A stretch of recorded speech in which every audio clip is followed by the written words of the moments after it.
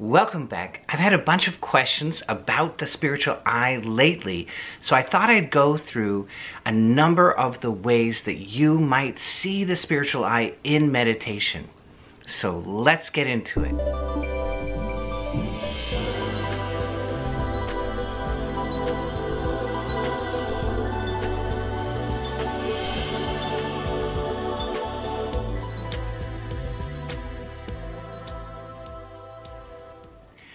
The spiritual eye can arise spontaneously while you're in meditation, and that's really the best way that it can possibly happen. You can also put your thumb on the tragus of the ear, and you can put your pinky very gently at the bottom of your corner of your eyelid and press very, very, very gently on the eye through the eyelid. And that will cause a little bit of the energy to go backwards and help you to see the spiritual eye. It's not something that we're going to see with our physical eyes. It's more an internal perception while we're meditating. And that vision is going to be helped if we are in the slower brainwaves, because we are doing heart rate variability resonance. We're getting into the low idle state. The slower brain waves are arising spontaneously, and we're also entering into expansive attitudes, aren't we? And as we do that, the eyes will automatically dilate. And all of that is very, very helpful to see the light of the spiritual eye. If you don't see the light, it doesn't matter. It's really not the most important thing. The most important thing in the beginning is that we have heart rate variability resonance. We are sitting very still, and we have some of those 4 proofs. This is the most important thing. Very, very important. All of that is going to set us up for massive success. It is in itself massive success in meditation. It usually takes 20 years to reach that place where you're able to enter into resonance every single time that you sit to meditate. And so using heart rate variability resonance and controlling your breath to allow yourself to go into that every single time is just phenomenally huge. It's a humongous step for us to take. So that's what's really important. But if the spiritual eye does arise, you're going to ask, is this the spiritual eye? So I want you to know how it can appear to you. First of all, you might see a deepening darkness in your vision. So if you look through your closed eyes, and as you're looking, you see one little circle in the distance is darker than all the rest. That's the beginning of the spiritual eye. And the yogis call it a cave filled with honey. Isn't that beautiful? That deepening darkness that we can see in the spiritual eye, in the third eye, that's it. That's the cave. Eventually, we might see a white circle or a white moon. We might see half of the circle or another half of the circle. The white circle might turn into gold or yellow.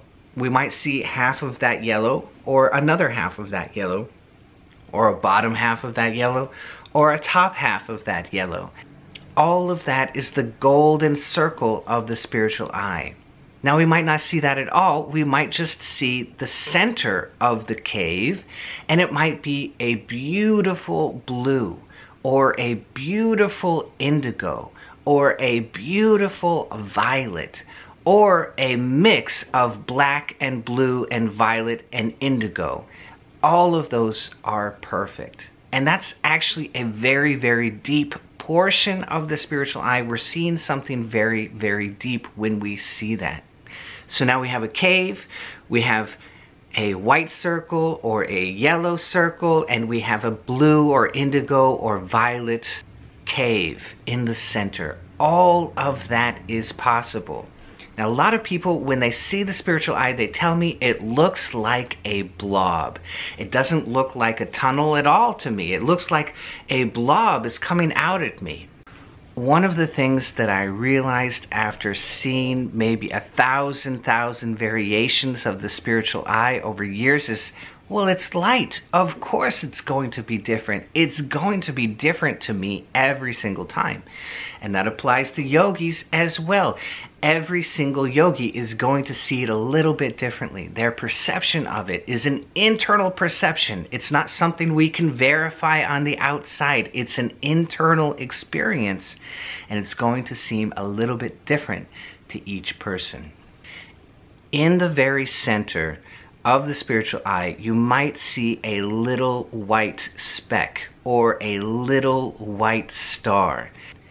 And there are entire lineages of Kriya that make a really big deal about the star. Now, in my experience, the whole thing is a big deal.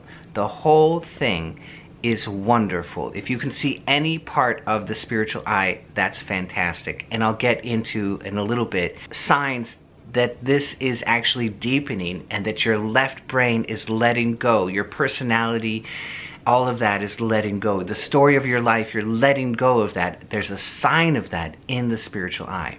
For some reason, some particular lineages have placed immense importance on the star in the spiritual eye. And certainly it can be very important and very beautiful to the yogi, but there are actually deeper signs that you're progressing through the tunnel of the spiritual eye. That little white star can appear as a speck of white light. It can appear as a 5-pointed star. It can appear as a many-faceted little white star. I've seen 1,000 different stars in that little white light during meditations. It didn't always shine in exactly the same fractal shape. Now, inside the spiritual eye, you might have a vision. So you'll have, sometimes I've seen the yellow circle of the spiritual eye, and then inside of that, I've had a vision. And one of the visions is scintillating white and black light, kind of like the white and black on your old TV, if you're old enough to remember the black and white static early mornings in the TV. I think that's universal enough, even if you're not old enough for that. Another common experience that yogis have is they will see an upside down triangle inside of the spiritual eye. And Yogananda said that you could use this to check how balanced you are in your life between the outward expression, the inward expression, and the more active expression of our lives. Between those three quadrants, how balanced are we? And you could look at that triangle if you see it and notice if it's completely balanced. Is one part faded, or is it all very clear? That's how he would check it. So now we have a deep cave, a blue cave, a white star, a circle, a half circle, and a triangle. All of these are possible, also fractals. The scintillating light can be a fractal, and you can see other fractals inside of the spiritual eye.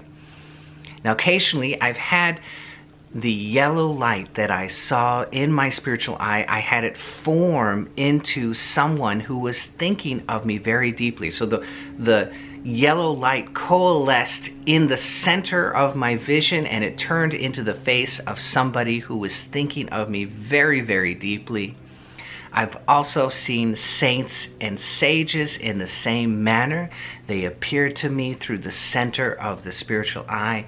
I've also seen my Ishta Devata, my personal favorite expression of the higher self, that archetypal expression. I saw it in the center of the spiritual eye, either blessing me or telling me something or communicating something in a symbolic way.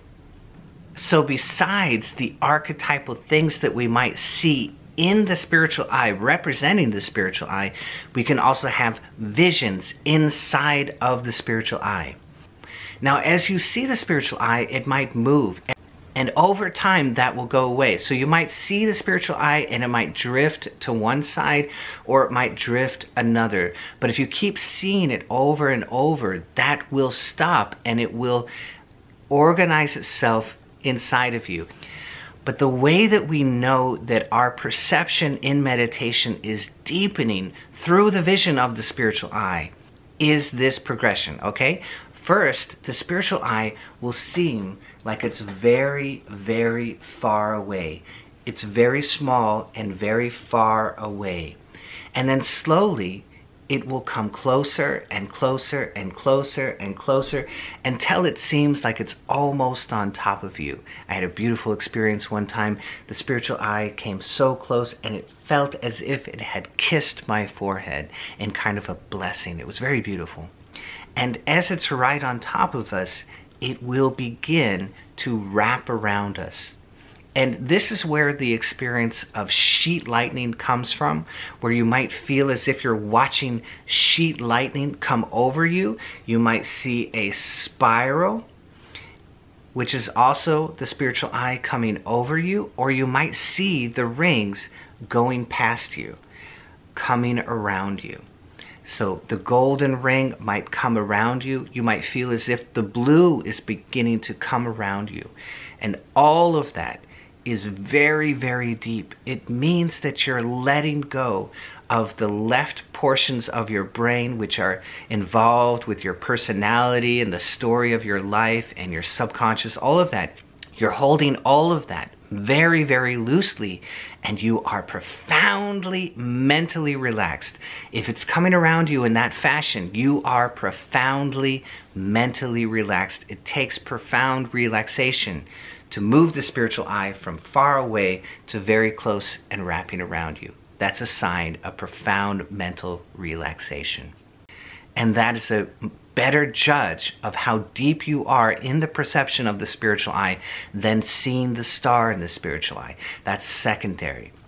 And all of this is completely secondary to the tranquil breath, the freeze response, and the roll-up of consciousness. First, we have to have the base, heart rate variability, sitting very still, and the 4 proofs, any of the 4 proofs. That's our first step. Our second big step is tranquil breath, freeze response, roll-up of consciousness.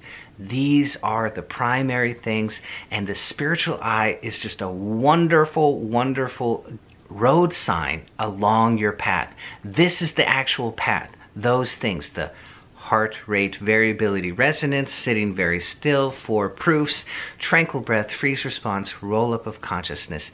These are the important things. These are the actual pathway, and the spiritual eye is a wonderful sign along the way. Now, along with the sight of the spiritual eye, you might experience the sound, which is known as nada.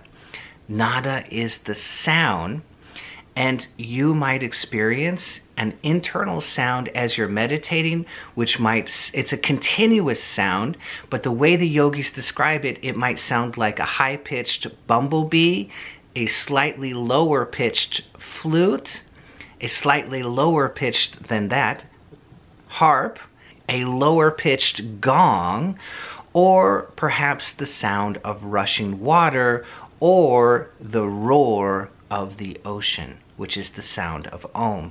All of those are part of the sound of the Om, but it's as if we could barely hear the beginning, and then we hear more and more and more and more and more of that whole ocean's roar. All right, so that's a deepening perception as well. So if you hear those, wonderful, but again, you don't have to.